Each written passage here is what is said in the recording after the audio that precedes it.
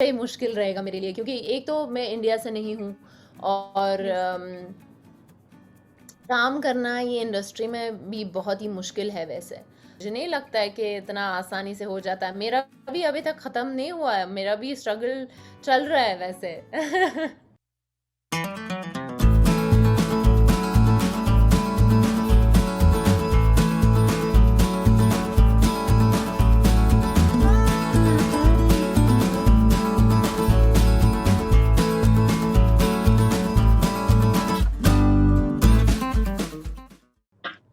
Hello everyone, welcome to peeping moon. आज हम जिस कलाकार से बात करने जा रहे हैं, उन्होंने ना सिर्फ अपने एक्टिंग के हुनर से अपना दबदबा बनाया, बल्कि फैंस का दिल भी जीता है। हेलो एनलाज, welcome to peeping moon. How are you? Hi Varsha, I'm good. Thank you so much. How are you? I am good also. सबसे पहले तो आपकी लेटेस्ट सीरीज हालिया जुज्बा के बारे में बात करते हैं। इसमें आपने कैम गर्ल, वाइल्ड बटरफ्लाई का रोल प्ले किया है। तो कैसे रिएक्शंस आपको मिल रहे हैं? वो रिएक्शंस तो बहुत ही अच्छे हैं। I'm very happy. Yesterday I took a couple of screenshots of the messages that I had gotten on Instagram, and a lot of people are giving me so much love and so much affection and telling me that they really loved me as Wild Butterfly. तो मैं बहुत खुश हूँ as an actor. बस यही चाहिए कि जो काम आप कर रहे हो लोगों को पसंद आए, यू नो। बिल्कुल। आप अगर हिंदी सीरीज की बात करें तो सबसे हिट सीरीज में एक सेक्रेड गेम का आप हिस्सा रही हैं। तो उससे जुड़ी कोई मेमोरी जो आपको हमेशा याद आती हो, और एज अ एक्ट्रेस आपने उस सीरीज से कितना कुछ सीखा? देखिए आप कोई भी काम आप करो, कोई भी काम एज एन एक्टर, चाहे कोई सीरीज़ हो, कोई फ़िल्म हो, आप बहुत कुछ सीखेंगे। ऐसा नहीं है कि सिर्फ सेक्रेड गेम्स में मैंने कुछ सीखा है या you know every project everything that you do you keep learning, you know. So एक मेमोरी जो, अगर मैं सेक्रेड गेम्स के बारे में बात करूँ तो the best time was when we were in Kenya. We were shooting Sacred Games 2 in Kenya. तो वो अलग है ना, अगर जब आप मुंबई में नहीं हो पूरी टीम के हम्म। साथ, आप कहीं कहीं और हो और shooting, you know, you shooting on the roads of Kenya, everything is so different. It was a great experience और मज़ा भी आया बहुत। और सीखा, मैंने बहुत कुछ सीखा सेक्रेड गेम से। देखें आप, मेरे 3 अलग डायरेक्टर्स थे सेक्रेड गेम्स का, और वो भी एक बहुत बड़ी बात है कि you can work with these 3 amazing directors in one project. तो that has been a big learning experience for sure. आपकी आपकी मदर ईरान है, और वहां से बॉलीवुड का सफर कैसे? इजी नहीं रहा होगा, बहुत मुश्किल रहा होगा, रास्ते में बहुत बीमारियां आई होंगी। कैसे प्लान किया ये सब, एंड बचपन से ही सपना देखा था कि मुझे एक एक्ट्रेस बनना है? ईज़ी भी होगा नहीं कभी, मुझे नहीं लगता है कि ये कभी ईज़ी हो जाएगा। ये हमेशा ही मुश्किल रहेगा मेरे लिए क्योंकि एक तो मैं इंडिया से नहीं हूँ और यस। काम करना ये इंडस्ट्री में भी बहुत ही मुश्किल है वैसे। तो पर आई एम हैप्पी। ऐसा नहीं है कि मैं बोलूँ कि यार इतना मुश्किल है कि आई एम नॉट हैप्पी। ऐसा बिल्कुल नहीं है। बस मुझे पता है कि मुझे यही करना है और ये मेरा सपना है और मुझे कंटिन्यू करना है।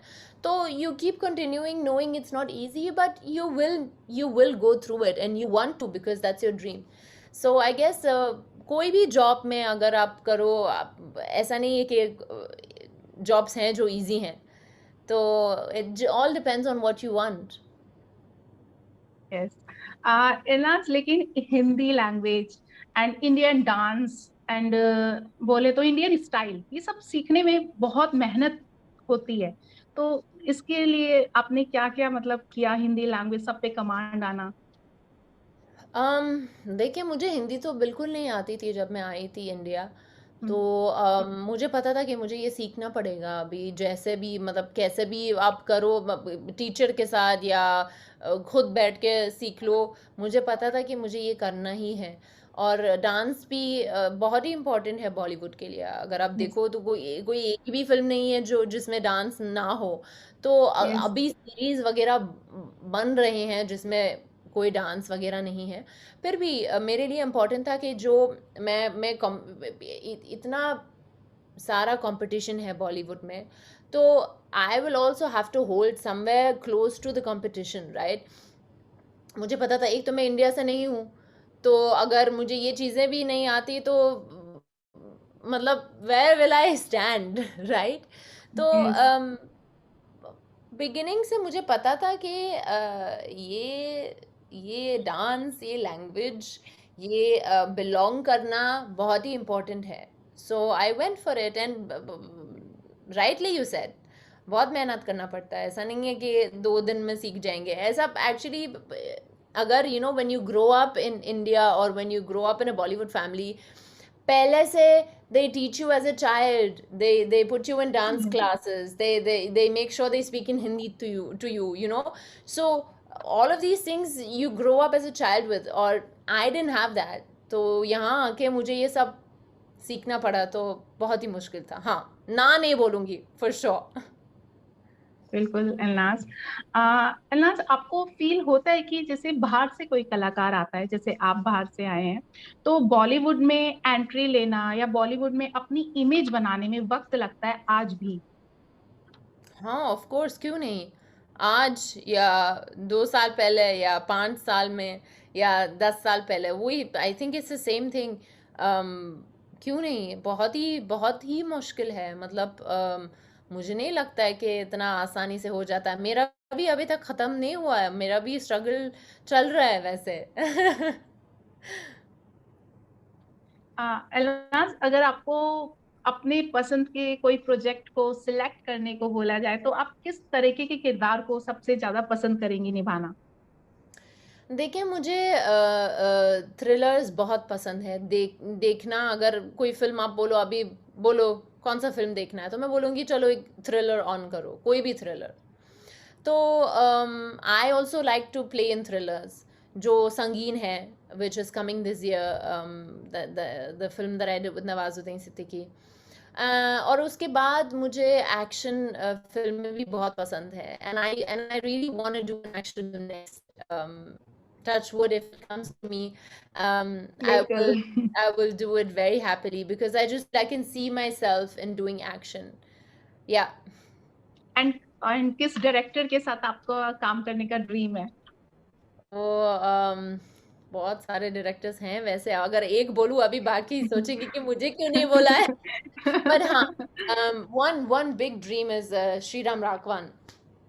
I would love to work with him in one of his films. Oh my God, that would be a dream come true for sure. बिल्कुल। एंड आपके अपकमिंग प्रोजेक्ट्स, किन प्रोजेक्ट्स पे आपकी बातचीत चल रही है अभी? जी, अभी besides Sangeet, there is 3 new projects that we are signing and we're working on. Unfortunately, उसके बारे में अभी बात नहीं कर सकते हैं क्योंकि अनाउंस नहीं हुए हैं। पर जैसे अनाउंस होंगे और जैसे जब उसके बारे में बात कर सकते हैं तो हम दोबारा बात करेंगे आपसे। बिल्कुल। बिल्कुल Elnaaz, and thank you, very nice to talk to you, and all the very best. Thank you, take Varsha. It care. was lovely. Bye bye. Bye, take care. You too. Bye.